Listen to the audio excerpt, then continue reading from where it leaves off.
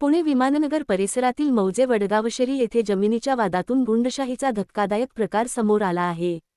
कोट्यवधी रुपये किमतीच्या जमिनीचा ताबा मिळवण्यासाठी एका नामांकित बांधकाम व्यावसायिकाच्या साईटवर सशस्त्र टोळीने हल्ला चढवला. या प्रकरणी विमानतळ पोलिसांनी अमित लुंकड, राज ढाकलिया यांच्यासह 30 ते 40 जणांविरुद्ध गंभीर कलमान्वये गुन्हा दाखल केला आहे.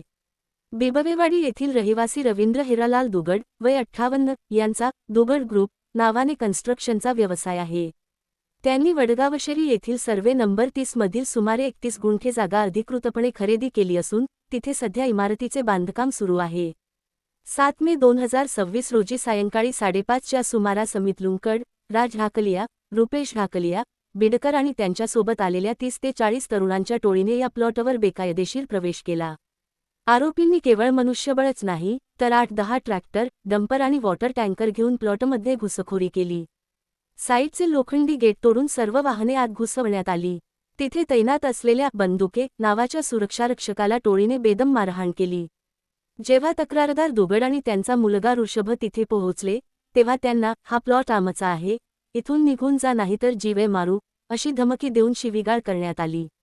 या घटनेत एक खळबळजनक माहिती समोर आली आहे.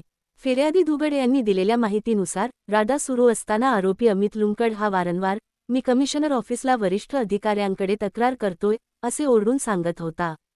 त्याने त्यावेळेस कोणाला तरी फोन देखील लावला होता. मात्र त्याने नक्की कोणाला फोन केला आणि तो खरोखरच वरिष्ठ अधिकाऱ्यांशी संवाद साधत होता की केवळ दबाव टाकण्यासाठी नाटक करत होता हे अद्याप गुपितच आहे. या संशयास्पद फोन कॉलमुळे पोलीस वर्तुळातही चर्चा सुरू झाली आहे. घटनेची माहिती मिळताच विमानतळ पोलीस घटनास्थळी दाखल झाले. तक्रारदारांनी अमित लुंकड याच्या गाडीत हत्यारे असल्याचे पोलिसांना सांगितले, मात्र पोलीस येताच आरोपी तिथून पसार झाले. विमानतळ पोलिसांनी या प्रकरणी भारतीय न्याय संहिता BNS कलम 333, 351, 352, 324 आणि 189 अन्वये गुन्हा नोंदवला आहे.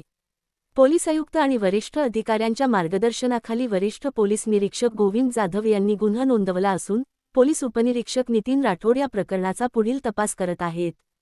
पुण्यातील रिअल इस्टेट क्षेत्रात अशा प्रकारे जमिनी बळकावण्यासाठी होणाऱ्या टोळीयुद्धामुळे आणि उघडपणे होणाऱ्या गुंडशाहीमुळे सर्वसामान्य नागरिक आणि व्यावसायिकांमध्ये दहशतीचे वातावरण पसरले आहे.